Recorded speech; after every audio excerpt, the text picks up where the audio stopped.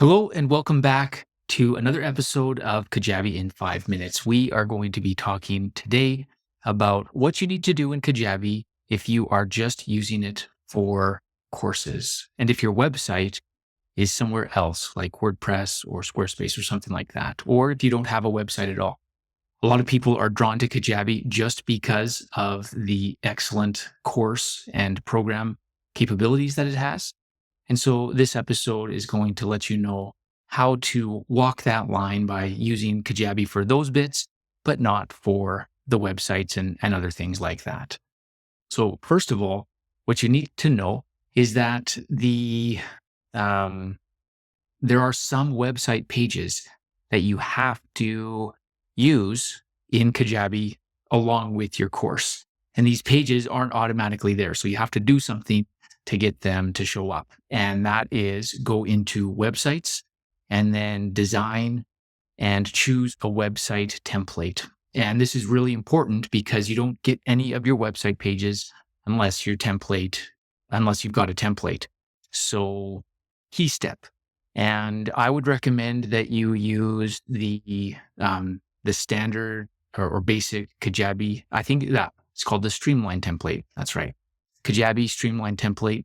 It doesn't look like a really fancy and nicely designed website like the other templates that they have or themes there. It just has a bunch of like filler blocks with placeholder text. And so I'm recommending that you use that one because it will be a lot easier to mold to what you want and not have to worry about, changing a bunch of settings. Everything is just basic on that. With those other themes in the website design area, you do get a bunch of customization. And so using the Streamline template, there'll be a lot less to delete. So that's good.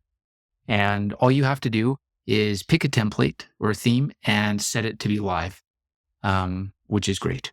You can explore a bunch of those themes if you want, but if your site's outside of Kajabi, there's not really a point. So just choose the Streamline, set it live, you're good to go.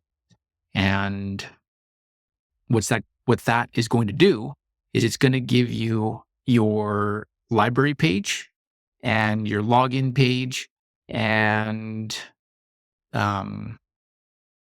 your thank you page. Those are going to be the 3 pages, the library being the most important, but those are the 3 pages that you will use inside of Kajabi if you are keeping your website outside of Kajabi. And so that is a key step. Once that is done, and you can go back and edit those pages if you want.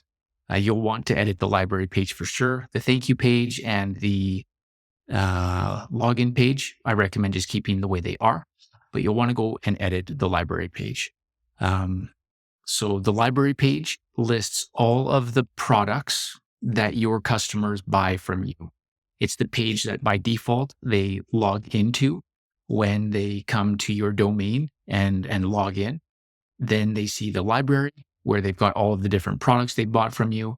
And then they can choose which one to go into and then start getting your stuff, which is what they want. The library page is the page that you would link to from your site or from social media or wherever. So if you've got a website, on WordPress and you've got a menu at the top, maybe you'll have like a user menu in the far right corner. That's pretty common. Or maybe you'll say login or courses or something like that.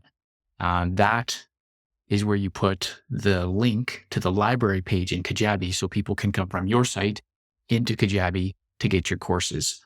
And on your library page, you're going to want to put in the menu, you'll want to put your website menu so that if people come to that page, they can go back to your website if, they want to.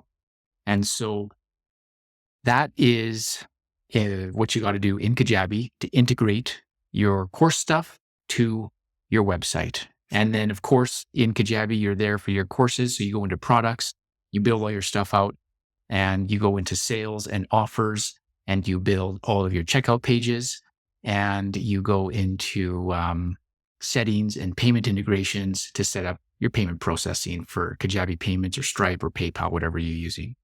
And my friends, that's how you do it.